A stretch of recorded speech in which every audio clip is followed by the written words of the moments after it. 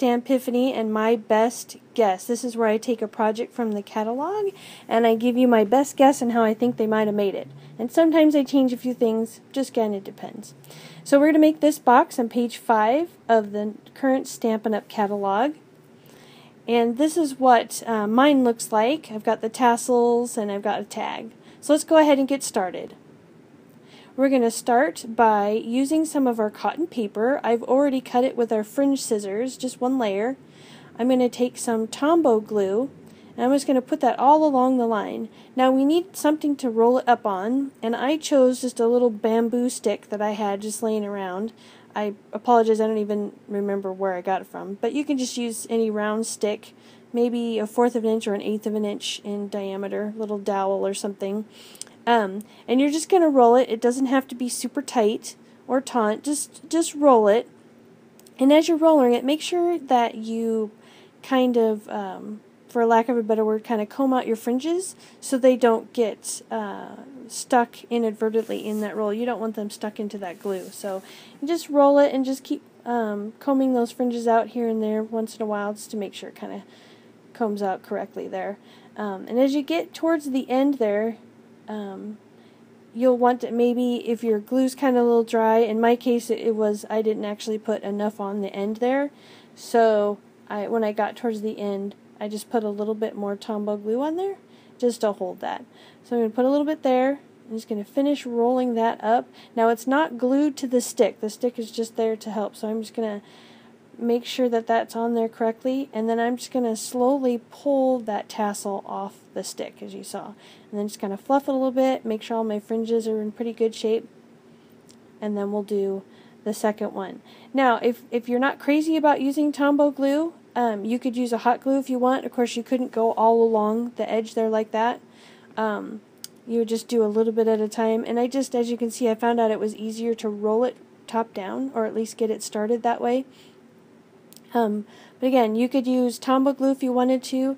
I wouldn't necessarily use snail or fast fuse because this cotton paper has kind of a slick finish on it. It doesn't really stick to the snail or the fast fuse very well. You can try it, but I didn't have much luck doing that, so I just went with the Tombow glue, and it worked just fine. So here's the tassels. They're all finished. What I did do is I also took some white baker's twine and I wrapped it around and just tied a basic knot, and just a little left a little string, and that's so I could tie it to the package later. Now you could curl these with your bone folder, or you could crunch them with your fingers, whatever you wanted to do. Now we're going to stamp the tag. I'm going to take some cucumber crush, and I'm going to use the dotted rectangle that comes in the stamp set, and the stamp set's Build a Birthday. And I would like to mention that the description, the products that I use, will be listed in the description box down below, and also on my blog. Should be the description, and also some instructions possibly. The other thing I like about this photopolymer stuff, as we're talking about stamps here and supplies, is I love the fact that you can see through the stamp, so you can put it right where you want it to go. So there's our candle. And now I'm going to take the greeting and I'm going to just stamp that over the top. If you find yourself pressing too hard with these new stamp sets, the Firm Foam, try picking up the ink pad in one hand and your stamp in the other and inking it up that way instead of leaving the ink pad on your table. I find that I have a tendency to press a lot less hard or softer. Let's say that. I press softer when it's in my hands instead of when it's on the table. So here I'm taking the gold ribbon and I'm just taking a glue dot and folding it in half. And I like to pick those glue dots up with my paper snips because I just can't seem to get them off my fingers when I pick them up with my fingers, so I like to use my snips.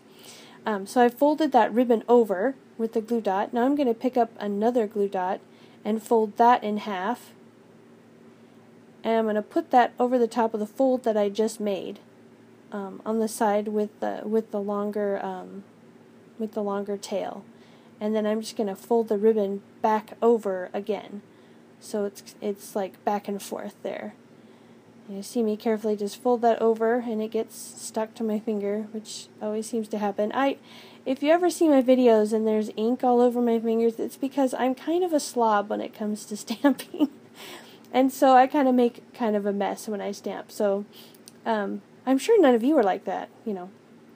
So now that I've taken that and I've glued that little accent down, I'm going to take another glue dot and I'm just going to fold that in half again and put that on over the candle. Just as a nice little gold accent. Now if you didn't have any of this ribbon or if you just wanted to leave it off, you totally could. That's the beauty of, you know, doing projects out of the catalog, is you can make them your own. That's the whole point of the catalog, is to give you ideas and give you inspiration and to try things. So I'm going to take the tag topper punch here. This is just the basic one.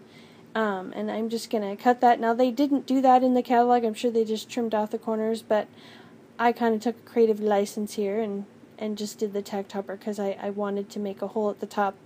And now I'm going to snip down to the hole, and the reason I do that is I like to do that to put my tags on my ribbon.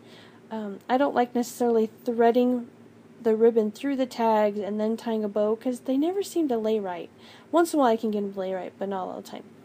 So the box, what you do is you take the washi tape that is in the matching washi tape set, and you just lay the washi tape over the top, and that's all I did, and just lined up the stripes, and I did that 3 times, and that's what gave it that nice thick border right there, so that I could wrap it around and finish.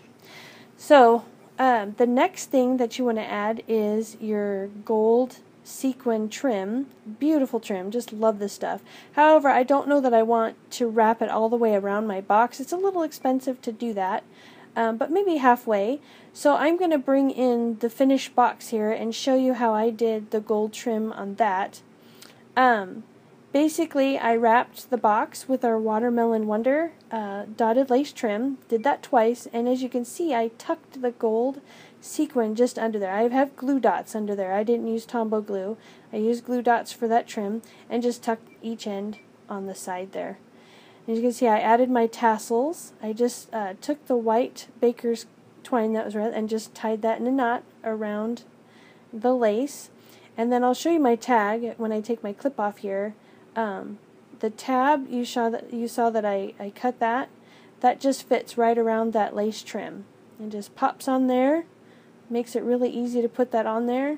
Makes it great too if you want to wrap presents ahead of time. But you don't have the tags done, you can easily just add them later if you want to. Just don't forget who the gift is for the inside.